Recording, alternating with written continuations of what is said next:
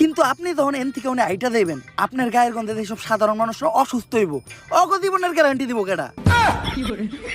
সবাই শুধু বলে শাহবাগীদের শরীরে অনেক গন্ধ। আচ্ছা আপনিই বলেন, শাহবাগীদের শরীরে যদি অনেক গন্ধই থাকতো তাহলে আমাদের আশেপাশে কি কোনো মানুষ থাকতে পারতো? একটু ভালো করে চোখ মিলে দেখেন, আপনাকে আশেপাশে আমরা দুইজন ছাড়া কেউই নেই। অলরেডি শাহবাগী গায়ের গন্ধে এই জায়গা ছেড়ে সবাই পলাইছে। কই আপনি তো গন্ধ পাচ্ছেন না? নাকের ভিতরে 1 কেজি তুলা ঢুকাইছি, তাও গন্ধের ঠেলায় টিকতে পারতাছি না।